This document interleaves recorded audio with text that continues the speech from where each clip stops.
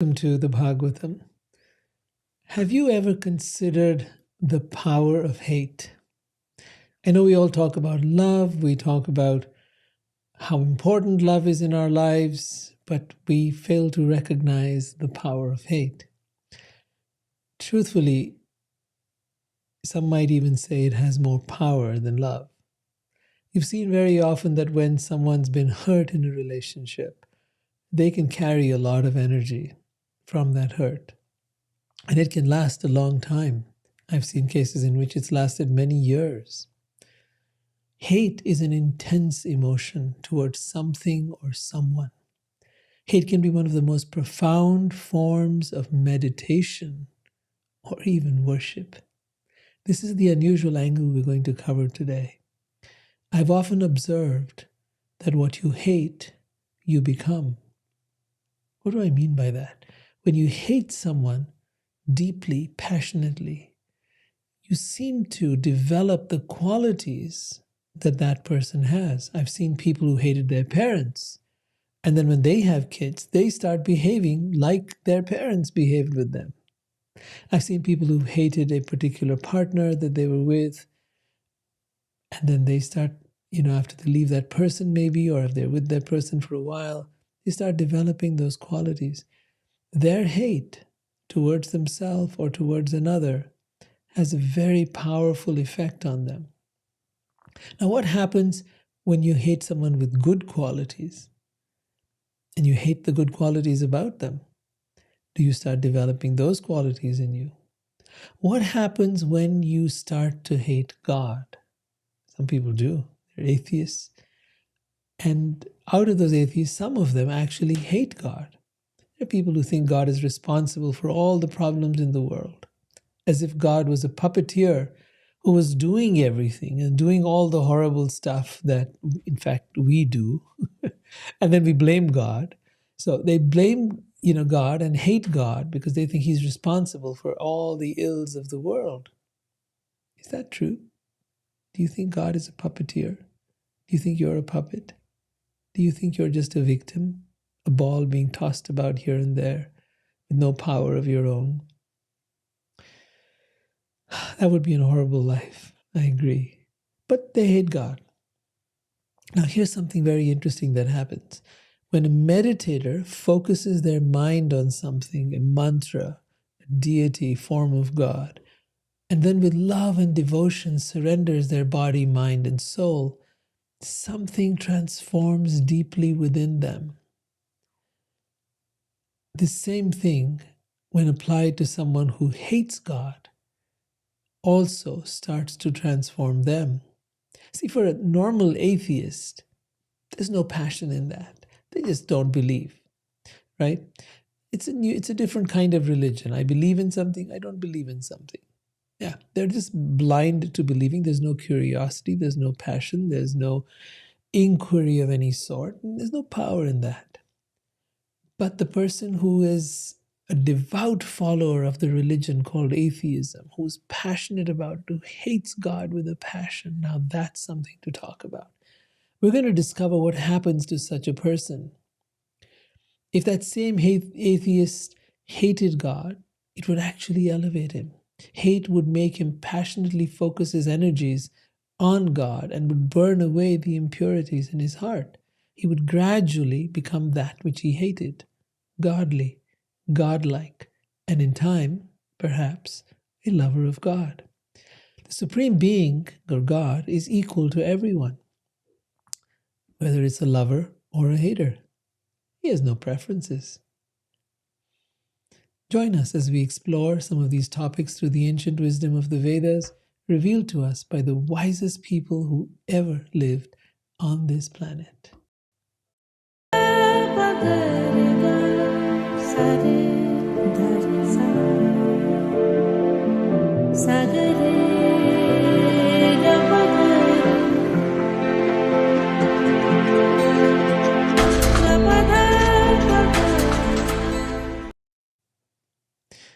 So we're in the Bhagavatam and we're beginning the 7th canto.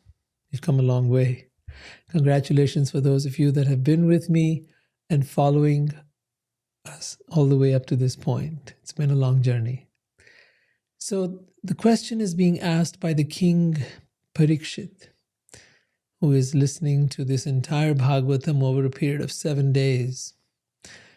And he asked the question from the great Shukadev. Shukadev Goswami was a highly evolved being, and when Parikshit knew he was going to die, he called for all the rishis, all the saintly people, and said, what is a person supposed to do when they're about to die? How should they prepare for death?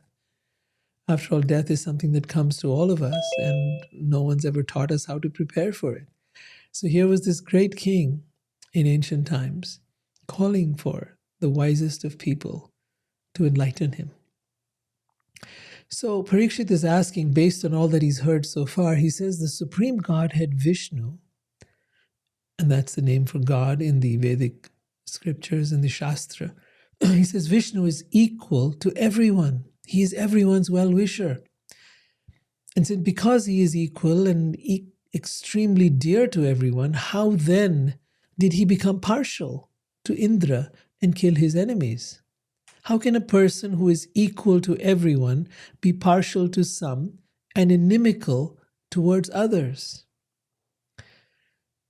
At first, I just want you to notice something. This is a very powerful, well thought out question. And someone recently said to me, they said, this path of bhakti, this path of devotion, this path of love of God is all about believing. It's not about questions. And I said, oh my goodness, you're so far off the truth. I have been a doubter, a questioner all my life. That's what led me to this. I questioned everything. I questioned everyone. If you look at Arjuna in the Bhagavad Gita, he's constantly asking questions from Krishna. If you read the Bhagavatam, that's exactly what the King Parikshit is doing, constantly asking questions. Because it's that jigyasa, that curiosity, that wanting to know more that helps us make advancement. Now, there's two kinds of wanting to know. One is, I want to know so I can prove you wrong. That's more of a debater's way. That's more of a challenging way. And I personally used to be that way. I'm guilty of it. But there comes a time when the pieces of the puzzle start to come together. There comes a time where life knocks you out so badly that you become open to listening. That's what happened to me. I became open to listening. I was too busy arguing before that. But when you start to listen, your questions go in a different direction. It's no longer about I'm trying to prove myself right and prove you wrong. I'm no longer in the debating mode. I actually want to know the truth. I want to understand. And that's how Arjuna approaches Krishna as well. He says, I am confused about my duty. I am soul surrendered unto you. Please guide me. So, of course, we can go to people who guide us and who guide us the wrong way, and we're always afraid of that. And so questions are a very powerful way to discern. Questions are a great way for us to make progress spiritually. One must keep asking. One must never stop asking. That is the way. One must, because as you go further, you get clearer and clearer and clearer. So to the person that said, this is about faith, I said, you're equating faith and devotion. They're two different things. One stops right there. I have faith in God and that's about it. But devotion is where I take my faith and I put it into action and I see the results. So now it becomes a more scientific process, a process where there is a theory, which we'll call faith. Then there is an experiment, which is where you act upon the theory and see what results come from it, what works and what doesn't.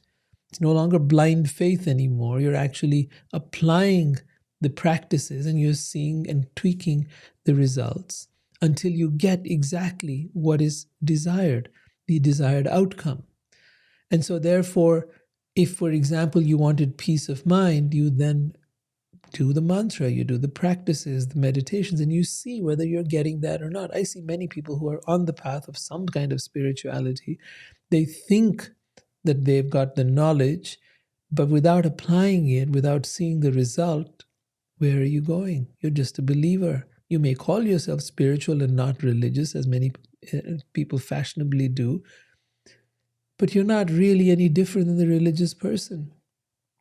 To be truly different is to be scientific about your spirituality, is to apply the ideas that you're learning about, that's the theory and then the experiment, and then to see the outcomes. And if you're not getting the outcome, to inquire, why am I not getting the outcome? How did other people get the outcome and why am I not getting it? And then how to tweak that, how to fine tune it, how to customize it to yourself. And that often takes the help of someone who is more advanced than you, who might be able to guide you.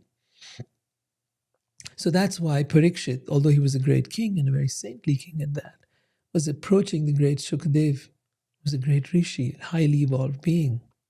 So he's asking him these questions. He continues, he says, the Supreme Being is the reservoir of all pleasure. Therefore, what benefit would he derive from siding with the demigods? You saw in the earlier episodes, he was taking the side of Indra, one of the Devas. Why would he do that? He is full of all pleasure.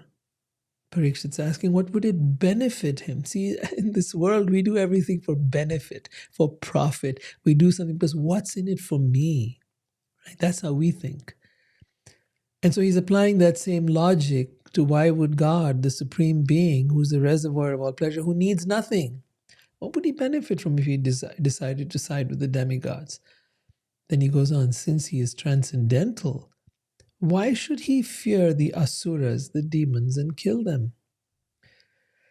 So it's a very layered and nuanced series of questions. And then he says, kindly dispel my doubt with positive evidence. This is very key. With positive evidence that Narayan is always neutral and equal to everyone. So he says, I've heard this, that God, Narayan, Vishnu, Krishna, is always neutral and equal to everyone. But give me evidence, dispel my doubt. See, even in the Bhagavad Gita, Krishna says this, and in the 5th chapter, text number 29, Suhridam Sarva Bhutanam, a person in full consciousness of me, knowing me to be the Supreme Lord of all planets and demigods, and the benefactor and well-wisher of all living entities, attains peace from the pangs of material miseries. So, knowing what? Knowing that I am the benefactor and well-wisher of all living entities. Suhridam Sarvabhutana. Shukdev now replies, the sage, the rishi, Sukhdev replies, he says, my dear king, you have put before me an excellent question. Such wonderful topics are extremely pleasing to devotees and always counteract the miseries of the materialistic way of life. This is an interesting statement too. Why is it that such topics are pleasing to those who are on the spiritual path?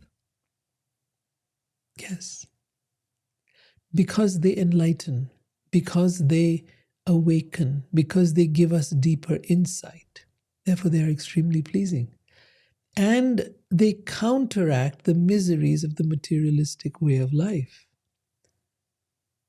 Is the materialistic way of life the cause of our miseries?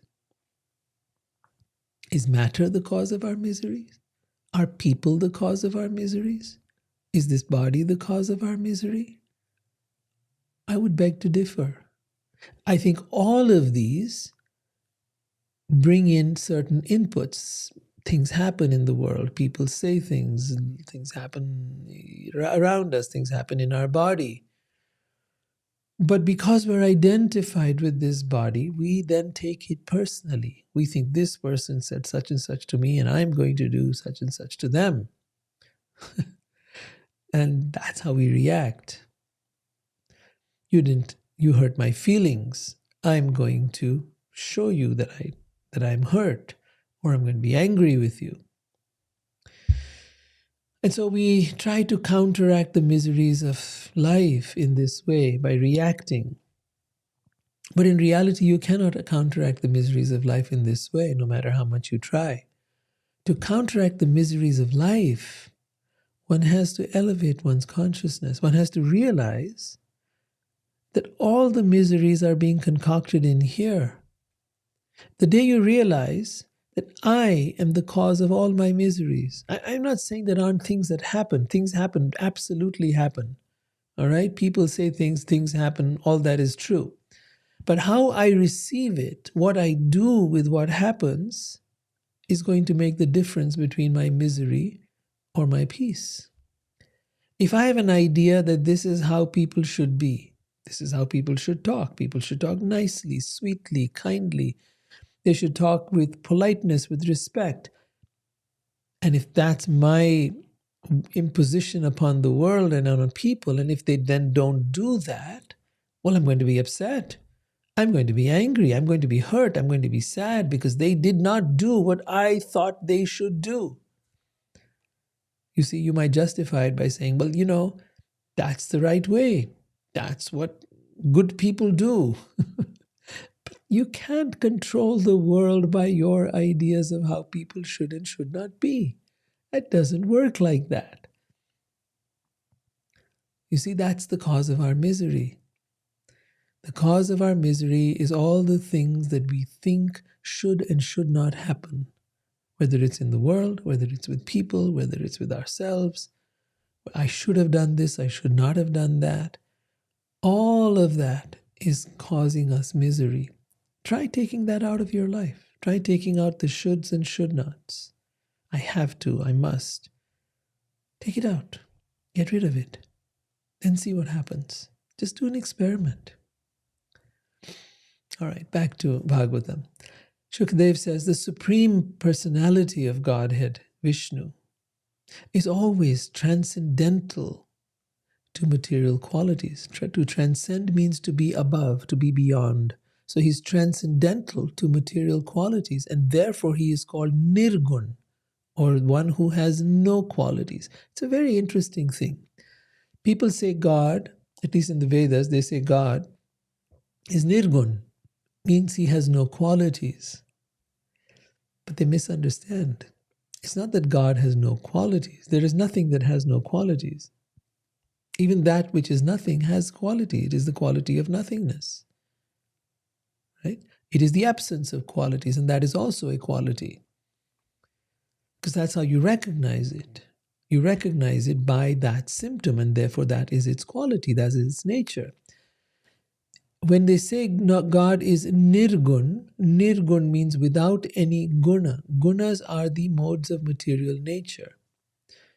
So he does not have any material qualities. He's not part of the qualities that humans have, which we'll go into in detail, sattva, rajas, and tamas. I'll explain it in just a minute. So he continues, he says, because he is unborn, he does not have a material body to be subjected to attachment and hatred. See, if he doesn't have a material body, then God doesn't have a material mind. And if he doesn't have a mind, then the mind is the thing that is constantly caught between desire and hate, or positive and negative, like and dislike. So he says he does not have a material body to be subjected to attachment and hate. Therefore, he is always above material existence. See, as long as you have a material body, you will have a mind. And as long as you have a mind, you will be in the duality of positive and negative, like and dislike, good and bad, right and wrong. You will be controlled by the mind, and that mind will then lead you to think in those terms. But when you no longer have a mind, and you are beyond the mind, beyond the body, then you will not think in those terms, because that's not part of your reality. Your reality is not based on duality now, it is based on non-duality. So he is always above material existence through his spiritual potency.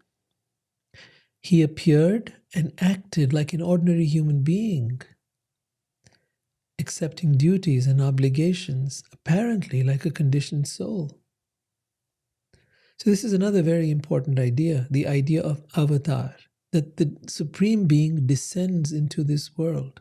But when he descends, he does not descend or come into this world in a physical body. He appears in his original transcendental form. That's what Krishna says. In the Bhagavad Gita, he says, I descend in my original transcendental form. In other words, the spiritual form that he's now allowing you to see. It is not subject to the qualities of this world. He then goes on to say the material qualities, sattva, raja, and tama, and I'm going to show this to you in great detail now, all belong to the material world and do not touch him. Okay? The material qualities, sattva, raja, and tama, all belong to the material world and they do not touch him. The all-pervading personality of Godhead exists within the heart of every living being, and an expert spiritual thinker can perceive to what degree he is present, just as one can understand the extent to which fire is present in wood or the sky within a cup, or also an introspective person. So you see, an introspective person can perceive to what degree God or the energy of God is present within you. What does this mean? It means that to the degree that you are no longer a slave of your mind, to that degree there is an awakening of the soul and the presence of God can be found within you. It is not that it is, it's always going to be there. You may have moments. You may have many moments. You may have a few moments. It all depends. But it's just like that. Just like when wood is dry, it's very easy to burn. And when that same wood is wet, it's very hard to burn. So in the same way, when a person has been associating with God by hearing, chanting, listening, then that presence is alive within that person. You'll feel it. You will feel it as you listen to these words of the Bhagavatam. You will feel it as you chant the names of God, as you look at his deity, as you go to Vrindavan, as you associate with him in any way.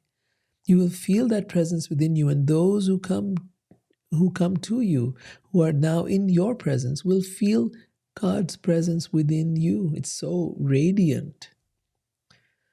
And you may go in and out of it in the early stages, but it will be a presence that will live in you. And those who have mastered this human existence and have completely surrendered and come to completely have no other desire but to be with God, yes, those people, you can actually feel the presence all the time. It's quite fascinating and it is quite amazing. So what are these qualities of material nature that he's referring to? I'm going to put them up on the screen for you to look at. So if you are looking somewhere else, I hope you can read this on your screen. I'm noticing that those of you that are on Zoom, it's coming very blurry. I'm so sorry about that. I hope it will correct itself. The states of consciousness or gunas are sattva, rajas, and tamas.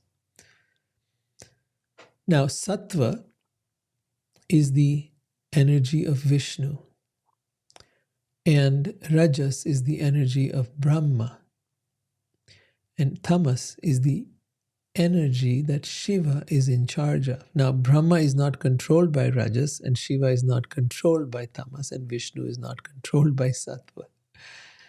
Sattva is the energy of Vishnu, which is called the mode of goodness. Vishnu is in charge of maintenance, and it is an energy that is found amongst great sages.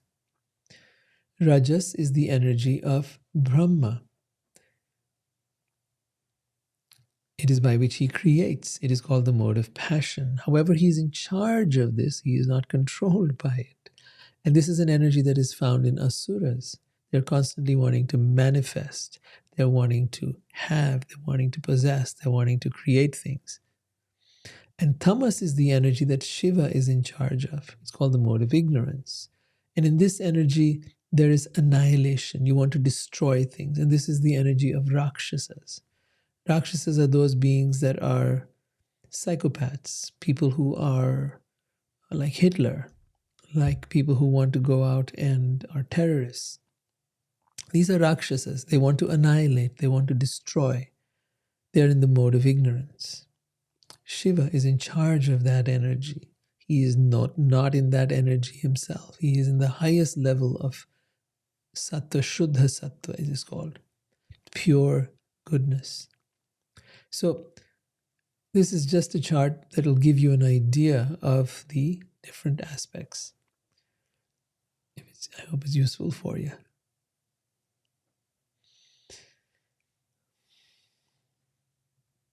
So Narad continues. He says, the Supreme Godhead Vishnu is the controller of the material and spiritual energies, the creator of the entire cosmos, as well as the energy of time, Kal. However, he is never under the time factor, nor under the material energy. That's the first part to get clear about. He favors the demigods who are mostly situated in sattva gun, in the mode of goodness. So he favors them. Why? Because they are the ones who practice the path of dharma. Why is that important? Because that's what Vishnu wants, is the path of dharma to be practiced. That is the path by which we will gain liberation.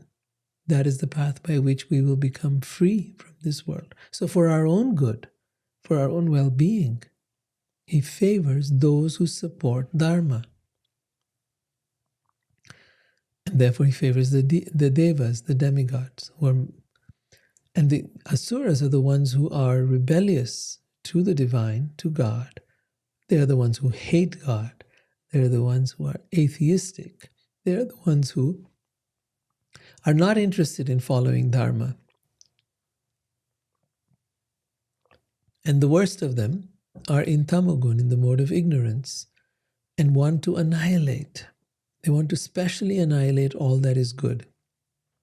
We see that happened in India over the past 1,000 years. The invaders from the Mughals to the British, they wanted to destroy everything that they found in India.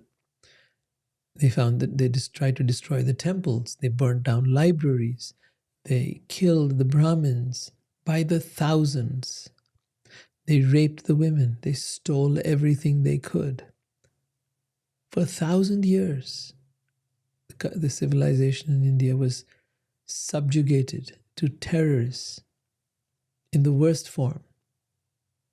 And all of that has been brushed under the carpet. We were just watching some stuff from World War II, a movie, and realized, gosh, they make movies about all kinds of horrible things that were happening during the World War II and I and so on and so forth.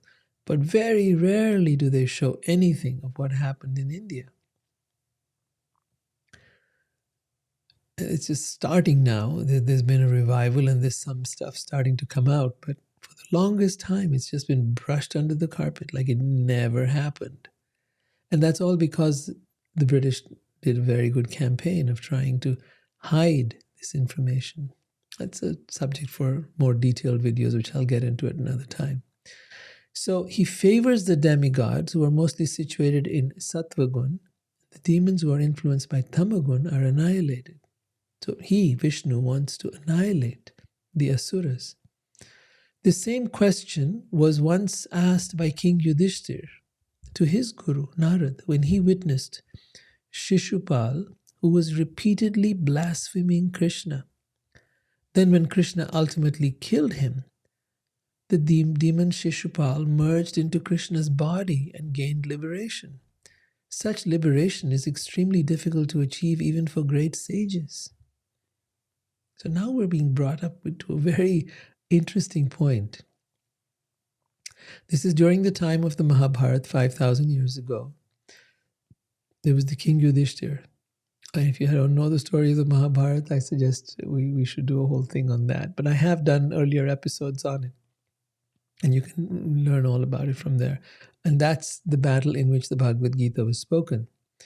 All right, now King Yudhishthir is asking his guru, Narad, why is it that Shishupal, who was clearly averse to Krishna, who blasphemed him hundreds and hundreds of times, he insulted him, called him all kinds of horrible names, when Krishna ultimately killed him, Shishupal merged into Krishna's body and gained liberation, a liberation that is difficult even for the greatest sages to attain. What happened? How come? Blasphemy and praise, chastisement and respect are experienced because of ignorance. The conditioned soul considers his body to be his self and considers everything in relation to the body to be his. He is subjected to dualities like praise and chastisement. Now, let's just analyze this very carefully. The conditioned soul, that's you and I, right, all of us, considers his body to be his self. You think this is me. When you introduce yourself, you don't say, I'm a soul. I've had many lifetimes. You say, no, I'm Rohit, I'm this, I'm that, I'm John, I'm Jack, I'm whatever. Because you consider this body to be yourself. And when you look at yourself in the mirror and you say, oh my God, I've put on weight, I'm fat, I'm thin, I'm getting older, and you get all worked up. You're not getting older. You cannot get old. You cannot die. You cannot get sick. You, the soul who is inhabiting this body, cannot, even if you wanted to, cannot age. You are timeless. You are eternal. Okay? So this is the problem. We are identified with this body, and not only are we identified with this body, we're also identified with our mind, with our thoughts, with our emotions. We're also identified with the things that happen to us. All of that. We're a collection of all of that. All of that, we allow it to define us. And because we allow it to define us, we are caught in the karmic cycle. The day you realize, I'm not this body, I have a body, but this is not me. I have a mind, but whatever it says, that's not me. Whatever I'm feeling, my mind is having emotions, but that's also not me. It's just like you have a dog that's crying, or you have a friend or a child that's crying and is upset. Sure, you comfort them. I'm not saying you don't comfort them, and I'm not saying you don't take care of your body, but it's not me. That's the most important part. So he says the problem with all of us is this, that we are identified. The conditioned soul considers his body to be his self and considers everything in relation with the body, so the relatives, the child, the possessions, all of that, to be his. He is thus subjected to dualities like praise and chastisement. If somebody says, oh, your house is so beautiful. Oh my gosh, so nice. And somebody says, oh, what a horrible place you live in. Gosh, this is a pigsty. And then we take offense. The Supreme Godhead, Vishnu or Krishna, has no material body and therefore no false conception of I and mine. He feels neither pleasure nor pain when blasphemed or offered prayers. This is really, really powerful stuff. He feels neither pleasure nor pain when blasphemed or offered prayers. In other words, blasphemy or prayer is the same to him. To feel blasphemy or pleasure or pain is impossible for him. He is always blissful and has no enemy and no friend. When he chastises the demons, it is for their good. And when he accepts the prayers of the devotees, it is for their good. Therefore, if you hate God or love God, if you fear him or like him, or even if you have lusty desires towards him, by any or all of these, if a conditioned soul somehow or other concentrates his mind upon God, the result is the same. Hear this very carefully. If you hate God or love God, if you fear him or like him, or even have lusty desires towards him, by any or all of these, if a conditioned soul somehow or other, and this is the key, somehow or other concentrates his mind upon God, the result is the same. Narad continued, by devotion to the Supreme Being, one cannot achieve the intense level of absorption in thought about him as one can by enmity towards him. That is my opinion. The great sage Narad is saying, that a person who hates God, who has enmity towards him, is able to have a higher, more intense level of absorption in thought about him than even a person who is devoted to God. If the conditioned soul thinks of Krishna as their worshipable Lord or an enemy because of constantly thinking of him, either way, this person will become free from all karma, from all sins, and will regain their spiritual body, will eventually regain their spiritual body. It means that they will no longer come back into this world, no longer have a physical body, no longer be in the cycle of birth and death, and will go back into the spiritual world and have a spiritual body. Spiritual body means it's not subject to birth, death, old age, or disease. A spiritual body means that it is free from all the effects of this world. That's what we are. We're a spirit being. Now that spirit, which is now tiny spark, will fully step into its own expression with a form. That soul, which is now tiny and invisible, will then have a beautiful form. It will have gone from this invisible thing to something that is absolutely gorgeous and amazing. We all have that possibility for us. Then he says, Narad is speaking, many persons have attained liberation simply by thinking of Krishna with great attention and giving up sinful activities. This great attention may be due to affection, to lusty desires, through inimical feelings, through fear, through affection, or devotional service. So he gives different examples now. Because remember, in the beginning, the king was asking, please give me evidence. So he starts off by giving the example of the gopis. The gopis were in the land where Krishna was born, in Vrindavan, and they were in love with Krishna. They had romantic feelings towards him. And they express that love. Most people can't even begin to understand that. But they express that love through their romance. They broke all the rules of society to love him. All of them. And he reciprocated. And he's criticized for it. But the truth is that if you want to love God, this is one of the ways to love God. He shows many different ways during that time, and we'll go into it in the 10th canto. We're now in the 7th. But there are people who loved him as a child.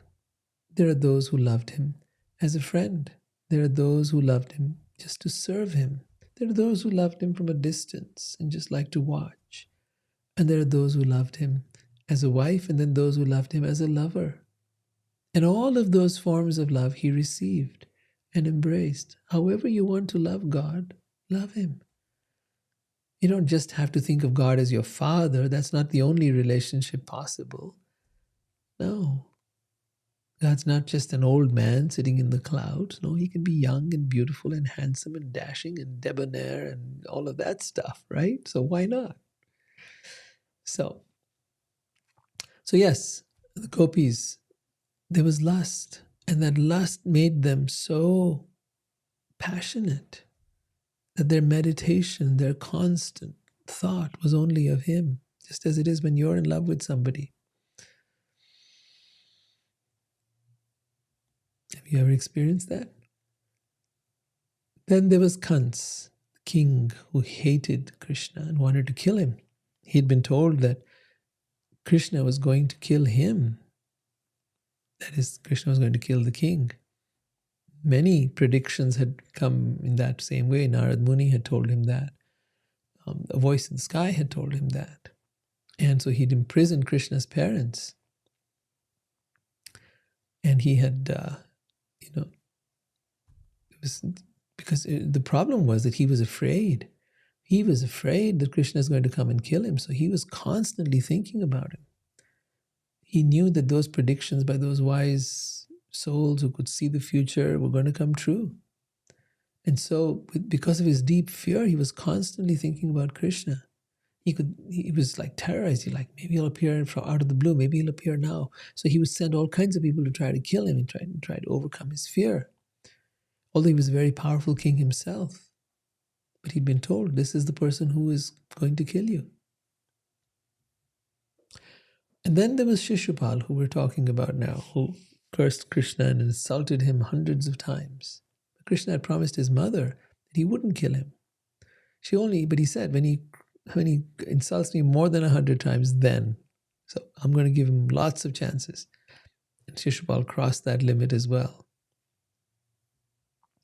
And then there were the Pandavas, and they loved him with affection. The 5 brothers, the Pandavas and their wife, Draupadi. They loved him with deep affection. So all of these are ways in which to love God. All of these create a certain meditation, a meditation that all of us can do, and all of us can take part in. As you see here. So you can offer things to the form of God. You can worship Him in your home.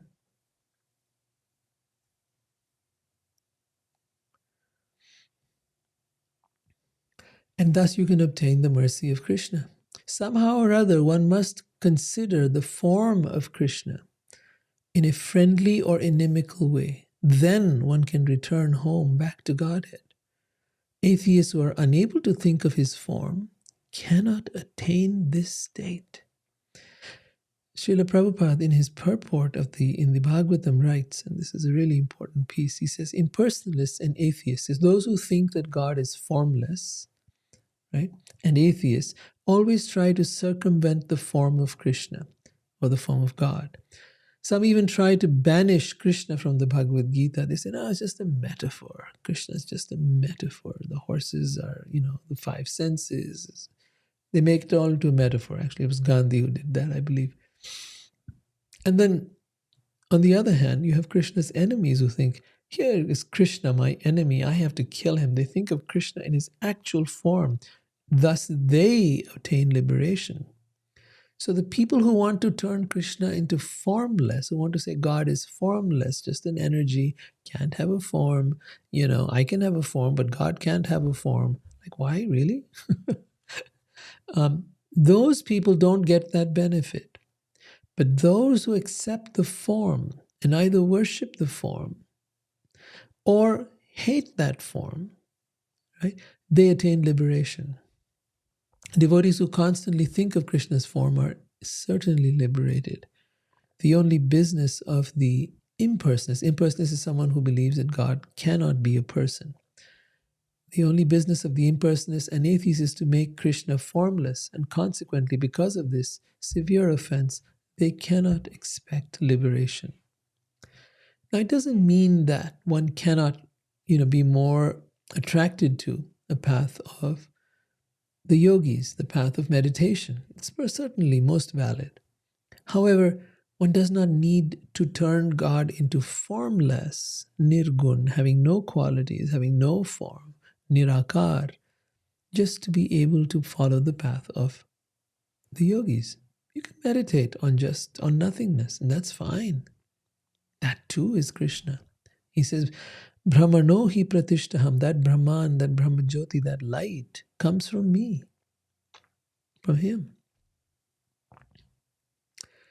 So Narad then goes on to tell King Yudhishthir, he says, your 2 cousins, Shishupal and Dantavakra, were formerly associates of Vishnu in the spiritual world.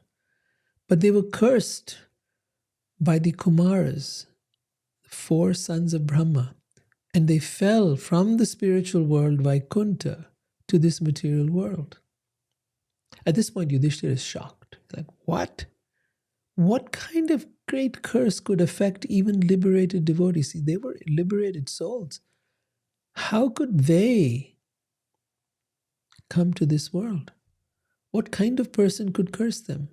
For such unflinching devotees of God to fall again to this material world is impossible. I cannot believe this. This is King Yudhishthira saying this now to Narad, his guru. You see, Krishna says in the Bhagavad Gita, chapter 8, text 16, he says, Mam upetya tu kaunteya punarjanma na vidyate. One who is purified of material contamination comes home back to me and does not return to this material world. One who knows the transcendental nature of my appearance and activities does not, upon leaving the body, take his birth again in this material world, but attains my eternal abode. So there's no question of coming back. How did this happen? So what are we talking about? We're talking about Vaikuntha. Vaikuntha is the spiritual universe. So beyond the material universe lies the spiritual universe. Some people call this the light, the universe. That's the spiritual world. In that light, in that spiritual universe, are many spiritual planets where people live in spiritual form, not material form. And there they live with one or other incarnation of Vishnu. Now, in this place called Vaikuntha, which is beyond the material world, which is outside of the... And so when I say material world, I mean the material world with all its trillions of galaxies. Beyond all of that is the spiritual world. So the four sons of Brahma went to the spiritual world. In Christianity and others, they'd call it heaven, but this is a concept far bigger than any heaven, really. Because in that spiritual world are different planets. There's the light itself. The yogis want to merge within the light. Then there are the spiritual planets of Vaikuntha, and then above all those planets of Vaikuntha is Goloka. Goloka is the land where Krishna is. It's considered the highest. It's the most intimate relationship with God. All right, so Jai and Vijay were the gatekeepers of of Vaikuntha planets. And the Kumars went there, the four sons of Brahma. Now, this is a very interesting story. We've actually done it earlier, back, I think, I'm not sure which canto it was, but we did it a while back. And this is a little recap of that story. So once the Kumars, the four sons of Brahma, went to Vaikuntha, although they were great sages, they appeared like little naked boys, perhaps 5 to 6 years old. See, they'd chosen not to wear any clothes, they'd chosen not to be part of the world. And the gatekeepers of Vaikuntha, whose names were Jai and Vijay, forbade them to enter. The boys cursed them. You two foolish doorkeepers, you are unfit to live here. It would be better for you to go immediately to the material world and take your birth in a family of the most sinful asuras, or demoniac beings. Now, at this point, Vishnu intervened, and a compromise was hit. And it was agreed that these two doorkeepers would take 3 births as asuras, as demons in the material world, and after which they would return. So the first birth was that as the sons of deity, which we talked about last time, Hiranyakashipu and Hiranyaksha. Hiranyaksha, it was the first story, was about where Vishnu appeared as Varaha, the boar, and we talked about this also earlier on. I think it was the 3rd canto. And Hiranyaksha was killed by Vishnu when he incarnated as Varaha, the boar. Hiranyakashipu, on the other hand, the other brother, had a son named Prahlad, who was a devotee of Vishnu. Vishnu had killed his brother, so Hiranyakashipu hated him with a passion. He hated Vishnu. And so because his son was a devotee of Vishnu, the father tried killing his son in so many ways. We're going to come to that story in just a little bit in the next few episodes. The story of Prahlad. Prahlad was a great devotee of Vishnu, and he was protected by the Lord's potency. And Hiranyakashipu was unable to kill him despite many, many attempts. Ultimately, Vishnu appeared as Narasingha, half man and half lion, to protect his devotee. Let me show you some pictures just to give you a little recap here. There's Varaha, the boar incarnation of Vishnu, and Hiranyaksha in battle. And there's Prahlad, the little young boy, with his father Hiranyakashipu, who's really upset with him because he is always praising Vishnu, and Hiranyakashipu hates Vishnu because Vishnu killed his brother Hiranyaksha. the one who was in the earlier picture. And then this is what ultimately happens as the father tries to kill the son repeatedly. Finally, Vishnu intervenes in the form of Narasingha, half lion, half man. There's a whole reason as to why he takes this particular form.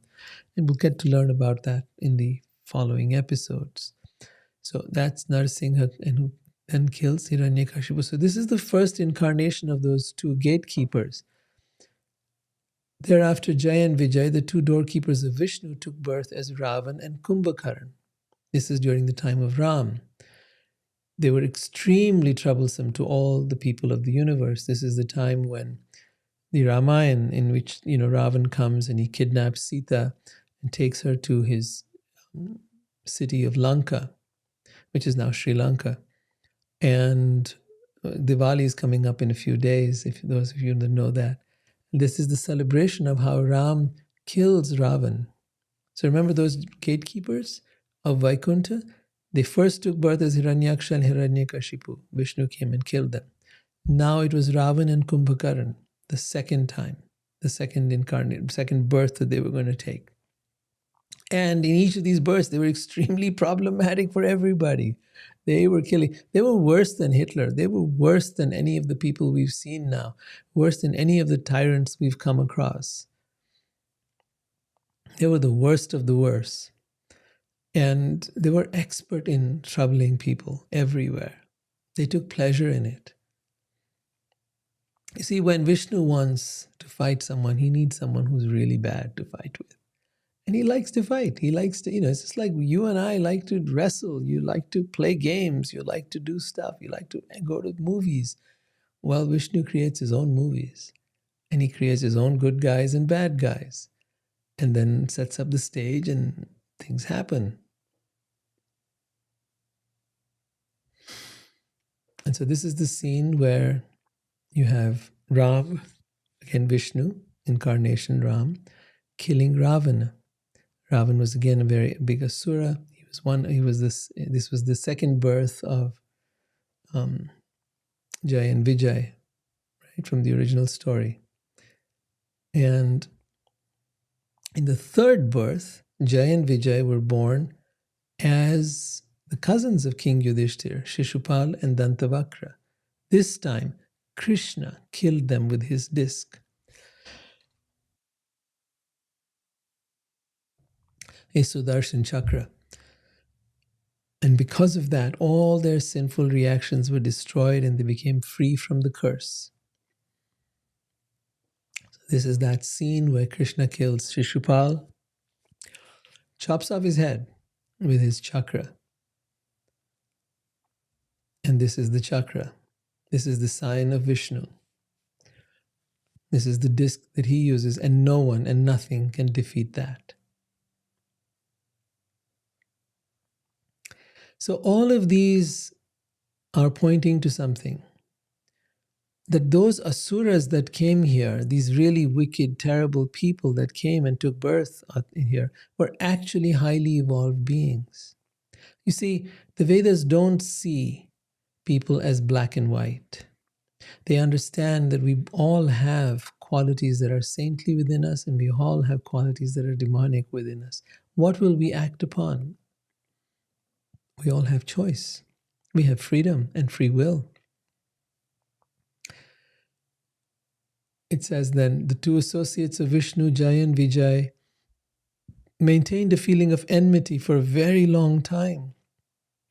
Because of always thinking of Krishna in this way, they ultimately returned home, back to Godhead, back to Krishna. So I wonder what you'd make of all of this. I would love to hear your thoughts, your opinions, and let's see what you've got. So those of you that are on the Zoom chat, if you have any questions, I'd like to hear from you.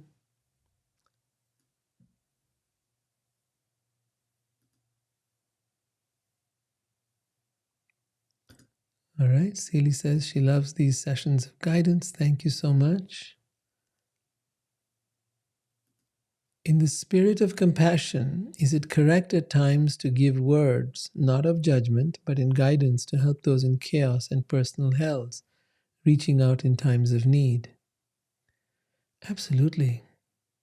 Although it's very true that each person has to carry their own cross, if you want to call it that, bear their own karma, deal with their own thing. But at some point, if they can have a realization, if you can guide them instead of judging them, if you can see the good in them, if you can point out that which is best in them, you can help them for sure.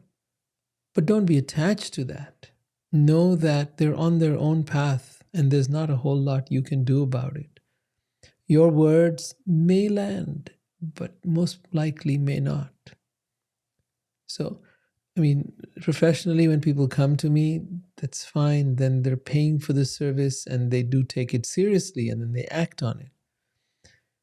But if they're just a friend, if they're just an acquaintance or even a relative, they're very unlikely to hear what you've got to say. And yet, it's always worth trying. It's never the wrong idea. Always be willing to give it a try and see if they're open. Who knows? Today they're not open, tomorrow they might be. There's no harm trying again, even if you've tried once. So many deep truths ring within me listening to the Vedic teachings and your commentary. Thank you, Rohit, for the light. Thank you, Sili. Thank you for listening. Thank you for being here. Thank you for attending and supporting and questioning. And I love the questions. I love the observations. I love the insights that you bring. All of you, whoever. And those of you that are listening later on, you're welcome to ask questions in the comments. Please do. Please feel free. And Jenny says, enmity? Yes, you're right. Because enmity with God, hating God, is also another kind of meditation. Remember that there are two kinds of people who you keep thinking about, the ones you love and the ones you hate. And because you keep thinking about them, they're with you. It's another kind of meditation. And because God is not attached to being loved or hated, the fact that you're thinking about God is enough. In that moment, just as when you think of God with love, you are in communion with God. And I want to take up the next question. Why did they have to be evil? Okay. Why does evil exist? Why did they have to be evil? So, the fact is that for God, there is nothing like good or evil. Good and evil exist in our minds. We have minds that look at things as positive and negative. We live in a dualistic world. For God, it's not about positive or negative. It's not about right or wrong. It's about the fact that you're thinking of Him. That's what matters. And if you're thinking about Him negatively or positively, it doesn't matter. You're still thinking about Him. And He's willing to take that. That's the mercy of God. That's the blessing of God. He's not attached to our way of doing things. The fact that you're thinking with Him means you are communing with Him. We have the example in the life of Krishna of Kans. And Kans was constantly thinking of Krishna. He was in such deep fear that Krishna is going to come and kill him. He'd been told. And he'd been told by not one, but by a number of people. And so he lived in deep fear. That fear what kept him thinking about Krishna. So whether it's fear, whether it's hate, whatever it is that gets you thinking about God, whether it's positive or negative, it doesn't matter. Some people have said, whatever, you can love me or hate me, but don't stop thinking about me, right? They're like, don't forget me. And so that's the point here. You can forget me, I don't care. I'm talking about God. It's like, that's what really matters. And it's just, we try to put our ideas on God, and then we get all kind of confused. And the question, why do they have to be evil, is again very profound. Why does anyone have to be evil? Why are evil things going on in this world? And how do you go beyond good and evil? See, the truth is, we come from a realm as spiritual beings where there is neither good nor evil. When we come into this world, we're given a choice. See, there is no choice. It's non-dual. So there is no choice. There is only goodness. There is only purity. There is only beauty. We come from that realm and we come here. And in this realm, we get choice. You get all kinds of choice. You can be anything you want to be. And we revel in that choice. We don't want someone to tell us how to be. We don't even want someone to tell us to be good, especially as kids and teenagers, right? If you had teenagers, you know, they'll do everything the opposite that you wanted them to do. So we have choice. That free will, that choice, sometimes leads us to the path of goodness and sometimes to the path of evil. But there has to be choice. Otherwise, we are just puppets. This idea that God controls everything and we're just puppets is ridiculous. Then there's no free will. Then he's doing everything. Then all the blame is his. Then I say, God, you're the one that should suffer if you're the one who does everything. The truth is he doesn't. He set up the system. God set up the world, the system, and now we're in it, and we get to choose how we want to play and then reap the consequences of that. So it's not that, so evil is just a choice, and evil is not better than good, and good is not better than evil. The moment you think good is better than evil, then you're right there in judgment, and you're going to judge those who are evil. The point is to rise beyond good and evil, to come to the plane of where the way God sees things, that God-like vision is something even Christ exhibited. He said, Father, forgive them, for they know not what they do. What do you think he was talking about? Why don't they know what they do? Because they've played into a certain energy. Yeah, you can call it the devil, you can call it evil, you can call it whatever. They've played into a certain energy, a certain vibration, a certain frequency, and now that frequency is making them act. The majority of people are not free or independent. They are possessed by either evil or society or good or whatever else. They're possessed, meaning they're controlled. What do you mean by controlled? Conditioned. We are not free. To be free, you have to be free of everything. Your body, your mind, your thoughts, your emotions, everything. At the same time, have them. No one says don't have them. No one's saying don't have your emotions or your thoughts or whatever else. But to be free means that they're not controlling you. You're the one in charge. Who is the you? You is the soul. That's the one in charge. And that's the one that's then guiding the emotions, guiding them.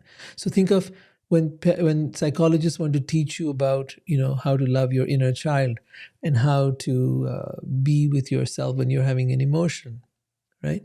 You can do it from the level of the mind loving the mind and different aspects of the mind. That's how they talk. But when I do the same work, I say, no, think of your soul as holding the human part of you. A part that is of a higher vibration holding the part that is of a lower vibration. The lower vibration is the human part. It experiences all of these things. It experiences the thoughts and the fears and the anxiety and the worry and the depression and all of that stuff. Now hold that part of you as a mother holds her child. The beauty of doing it from the level of the soul or the level of God, feel God holding you, is that source or God or that soul is not going to waver in its love. It's not going to sometimes love you and sometimes hate you. It's going to be consistent. And that's the kind of love all of us need, a consistent love. That's the love of God. That love is so consistent, it doesn't care whether you love God or hate God. Do you think a mother cares whether her child hates her or loves her? No. She still loves the child anyway. And that's how it is with God. God loves us anyway. Even if we hate God, God loves us. But have some feeling for God's sake. Right? Have some feeling, bring some passion, bring some emotion into it. Go dive in. You hate God, hate God with a passion. You love God with a passion. Don't be on the sideline. Don't be a bystander. And don't limit God by saying that God can't have a form and that God is formless. Why should you have a form and God not have a form? Really? Why?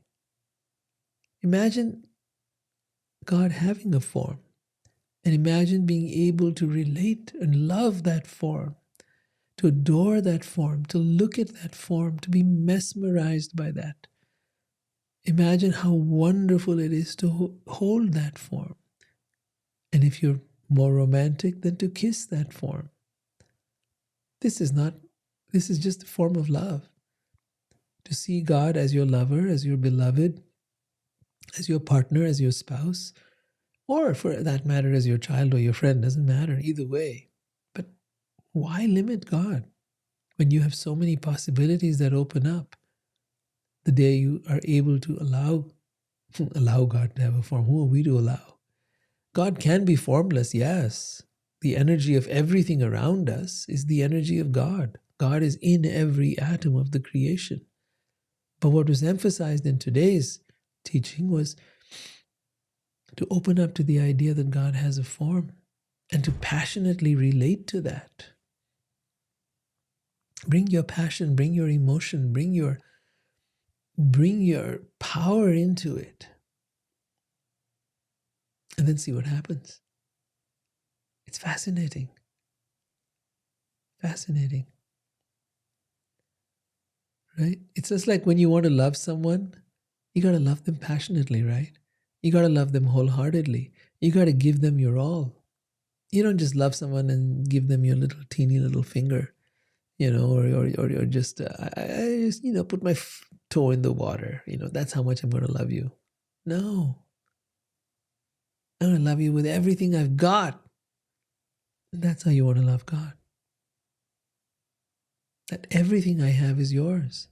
My house, my car, my body, everything is yours. I love you with that passion.